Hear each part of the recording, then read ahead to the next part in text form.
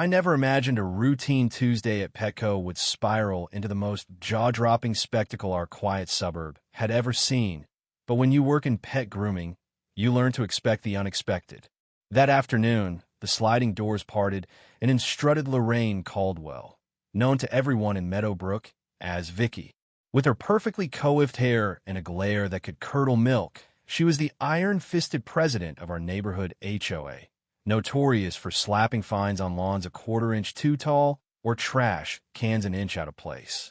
Once, she left a note on my door threatening a violation because my mailbox was, and I quote, an unauthorized shade of charcoal. Not too dark, not too light, just wrong. Vicky stormed in, her fluffy white poodle, Princess, tucked under her arm like a designer purse. Her voice boomed across the grooming salon, cutting through the hum of clippers and blow dryers. This is a purebred. She doesn't need shots. Heads turned. Customers froze.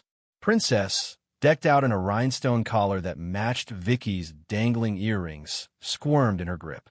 My co-worker, Sarah, stood behind the counter, clutching a clipboard, her polite smile wavering. I caught her manager, Tom, inching toward the phone, and my gut told me this was about to get ugly, especially when Officer Daniel strolled in for his usual coffee break, and Vicky's eyes locked onto him like a heat-seeking missile. Officer, thank God you're here. These people are denying Sarah VYC to a Meadowbrook board member. I've been at this Petco for 3 years, long enough to develop a sixth sense for trouble. Vicky wasn't just any customer. She was a walking storm. She'd once fined my neighbor for a non-compliant garden gnome. Her heels clicked furiously as she marched to the desk, demanding, I need Princess groomed now. Full package oatmeal shampoo, palm massage, the works. Sarah, ever the professional, explained we were booked solid, but Vicky waved her off like she was swatting a fly. Do you know who I am? She snapped, her voice dripping with venom. I approve your house color. I can make your life miserable. Her smile was all teeth, no warmth. Sarah calmly pulled out our intake form and asked for Princess's rabies vaccination records, a requirement by state law and store policy. Vicky's eyes rolled so hard I thought they'd pop out. She doesn't bite. That's all you need to know. Right on cue, Princess let out a low growl, flashing sharp little teeth. I stepped in, keeping my tone steady. I'm sorry, ma'am, but we can't groom any dog without current vaccination records. It's not just policy, it's the law. We need the paperwork or vet verification. Vicky's face turned a shade of red that clashed with her lipstick. I've never been asked for this nonsense before. Princess is a show dog, worth more than your yearly salary. Her voice climbed, echoing off the shelves of dog food. Customers edged away, sensing the brewing storm. I'm the HOA president, for God's sake. My word should be enough, she bellowed. I kept my cool. Your HOA position doesn't exempt you from state vaccination laws, Ms. Caldwell. All dogs need documentation, no matter their breed or value. I thought reason might calm her, but it was like tossing a match into a gas can. Are you discriminating against my dog? She shrieked, loud enough to rattle the fish tanks. Is it because she's a poodle, or because I expect decent Sarah VYC? The logic was absurd, but I'd learned logic didn't apply to Vicky. We treat all dogs the same, I said evenly. Bring the papers, and we'll reschedule. We can even call your vet if you give us their number. That's when Vicky lost it. She shoved past the half gate separating the waiting area from the grooming stations, dragging poor Princess along. I don't have time for this garbage. My dog needs grooming now, or I'll report this whole place. She was in an employee-only zone, breaking every rule in the book. I stepped forward, blocking her path to the bathing area. Ma'am, you can't be back here. It's restricted for safety. 2 customers with actual appointments watched, wide-eyed, as their dogs barked at the chaos. Vicky's voice turned venomous. Don't you man me. You're just incompetent minimum-wage nobodies who don't get quality or Sarah VYC. She spun to the growing crowd of onlookers. Can you believe how they're treating me after all I do for this community? Silence. Now a neighbor spoke up for her. Vicky planted herself by an empty grooming table, clutching Princess like a shield. I'm not MOVYing until my dog gets the treatment she deserves. Tom, the manager, emerged from the back, his face a mask of practiced calm. "Hello, I'm the store manager. How can I help?" he asked, his tone smooth as glass. Vicky perked up, sensing authority. "Finally, someone in charge. Your staff is refusing to groom my dog over some pointless paperwork." Tom nodded, then said firmly, "I understand, but you need to step back to the customer area. Unauthorized people in the grooming section are a safety risk." Vicky's stance hardened. "I'm not going anywhere.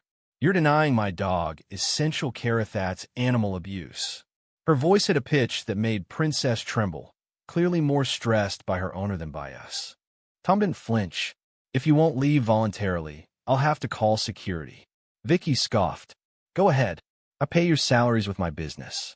Nobody's touching me or my dog." As Tom dialed security, Vicky launched into a loud, fabricated tale of never being asked for records before you lie, since I'd personally checked her expired paperwork last time. Security guard Mike, a burly ex-cop, arrived fast. His calm presence usually cooled things down, but Vicky saw it as a challenge. She whipped out her phone, filming. "This is what happens when you stand up for yourself. They call security on a paying customer over fake paperwork for my healthy dog." Mike approached, hands open. "Ma'am, the store's asked you to leave. You're trespassing. Please exit now." Vicky's voice climbed higher. "I know my rights. This is public accommodation.